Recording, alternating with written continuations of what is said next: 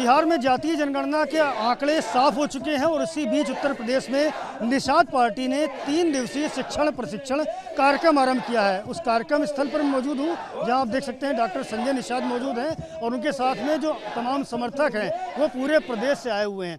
Doctor साहब, vote से लेंगे CM PM और आरक्षण से लेंगे DM SP, ऐसा कुछ नारा आप दे रहे हैं, क्या इसके पीछे का मंतव्य है, मंशा है? अरे वोट से तो SP PM और CM लिया ही ना, मोदी को बैठाया, योगी को बैठाया, वही से मतलब फिर दोबारा फिर वोट से लेंगे अपने PM को, अपने CM को लेंगे और आरक्षण उनसे लेंगे, क्योंकि आरक्षण मुख्यमंत्री जी ने हमारी वकालत करते रहे, हमेशा सदन में बोलते रहे, हमेशा सड़क पर बोलते रहे, हमेशा भाजपा का एजेंडा था निषादों का आरक्षण।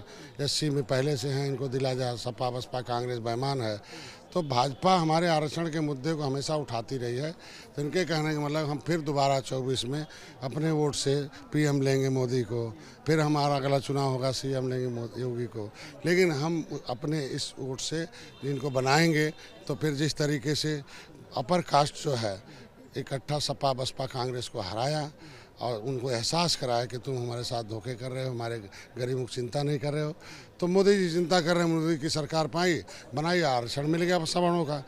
महिलाओं ने भी सपा बसपा कांग्रेस को हराया और कहा कि तुम लोग भी धोखेबाज हो, मोदी हमारे साथ हैं। अगर वोट देकर मोदी को एहसास कराया आरक्षण, तो ये भी कहने का मतलब है कि हम वोट दिए हैं CM साहब को, वोट दिए हैं PM साहब, फिर देंगे, लेकिन हमारा आरक्षण लागू यही करेंगे, चूँकि वादा ही करेंगे, फिर उससे हम SP DM ले लेंगे। ये 2019 से ये बात आप लगातार कह रहे हैं, अब 24 आने वाला है, 5 साल पूरे हो रहे हैं, लेकिन ये मांग नहीं पूरी हो रही है। एक्चुअली हमारी मांग नहीं है, वो भाजपा का खुद का एजेंडा है। हमारे से पहले योगी जी हमारी मांग करते रहे, सदन में बोलते रहे, पेपर में छपता रहा। जब आरक्षण का मांग किया तो उन्होंने धरना दिया था कमिश्नर के सामने सपा कांग्रेस के खिलाफ।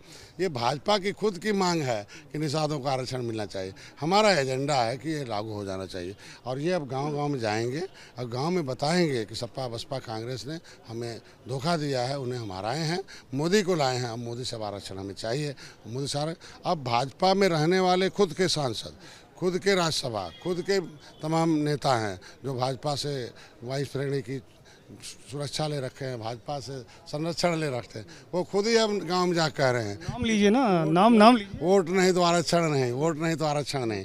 अभी हम लोग तो बड़ा भाई कहते हैं। मैं कहता हूँ कि हम आज के दिन में अभी घोसी में 43 गांव निषादों का था और वो जो भाजपा के नेता थे 3 गांव में जाकर मीटिंग कर लिया, पहले मीटिंग किया था और उसमें एक आवाज़ दिया था आरक्षण नहीं तो वोट नहीं, दिया ही नहीं वोट, तो 40 तो समझा दिया, दे दिया। और ऐसे प्रदेश भर कह देंगे निषाद कि आरक्षण नहीं वोट नहीं, आरक्षण नहीं वोट नहीं, तो फिर भाजपा हार जाएगी। तो भाजपा के हम भाई हैं, हम चाहते हैं अलायंस पार्टनर हैं, जो परिभाषित करना हमारा, जिस तरीके से उत्तराखंड में परिभाषित किया है कि शिल्पकार जाति नहीं जातियों का समूह है। हमारी गिनती अनुसूचित जात में हुई थी, फिर अनुसूचित जात में गिनती होनी चाहिए। हम OBC में है ही नहीं, तो जो जातिगत जनगणना हो, लेकिन हमारा अनुसूचित जात में हमारी गिनी जाए, क्योंकि राष्ट्रपति ने हमें अनुसूचित जात में गिना है।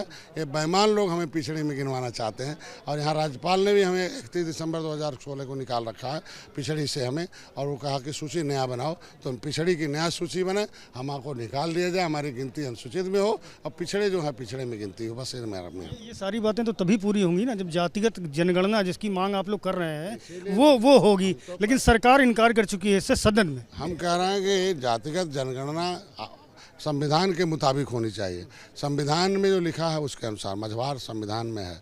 हम कहते शिल्पकार का हो, मतलब लेदरमैन का होगा, वाशरमैन का होगा। हम तो OBC की जातिगत जनगणना की बात कर रहे हैं ना, लेकिन अनुसूचित जात और अल्पसंख्यक की गणना होती है, तो इसीलिए तो कहते हैं वो नई सेक्शन में हम 70 लाख थे और 2011 हमें 7000 कर दिया। तो हमारी गिनती जहाँ होती थी वहाँ होनी चाहिए, नई गिनती की बात हम नहीं करते हैं। जो अनुसूचित जाति गिनती हमेशा 1931 से हो रही है। 1931 में विलियम कुक की रिपोर्ट के अनुसार कौन जातियाँ कहाँ हैं, लेदरमैन, वाशरमैन, फिशरमैन, मिल्कमैन, एग्रीकल्चरमैन, क्राफ्ट्समैन, ये सारा विलियम कुक ने रिपोर्ट दिया। 1931 से जातिगत जनगणना 1931, 1941, 1951 में सरकार नहीं थी और चीफ सेक्रेटरी ने कहा कि 1931, 1941 के अनुसार जो जातियां जहां गिनती हुई है उनको अनुसार दे दिया जाए। तो जब चीफ सेक्रेटरी भारत सरकार ने हमारी गिनती 1941, 1931 में अनुसूचित में हुई थी, 1961 में अनुसूचित में हुई, तो अनुसूचित में हमारी गिनती होनी चाहिए ना। तो हमारी हमेशा जो गिनती होती सेंसस में हमारी होनी चाहिए और विसंगति दूर करके गिनती होती है। हम जनगणना चाहते हो, लेकिन कौन जाति कहाँ गिनी जाएगी?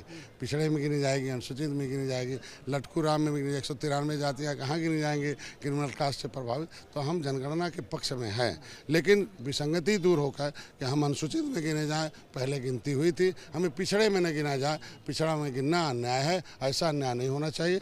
और ऐसी भी गिनती नहीं होनी चाहिए कि जैसे जो है कुर्मी को इकट्ठा कर दिया, यादव को इकट्ठा कर दिया, मिल्क मैन एग्रीकल्चर मैन हो गए, और फिशरमैन को टुकड़े टुकड़े में बांट दिया, दशमलव में।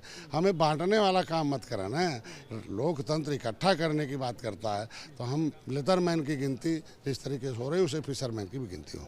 लेकिन जिस पार्टी के साथ आप जुड़े हुए हैं, जिस सरकार में आप मंत्री हैं, वही सरकार साफ तौर पर इनकार करती है कि हम जातिगत जनगणना नहीं कराएंगे। तो ऐसे में जो आपकी मांग है, जो आप कह रहे हैं कि हम जातिगत जनगणना के पक्ष में है, वो मांग पूरी कैसे होगी?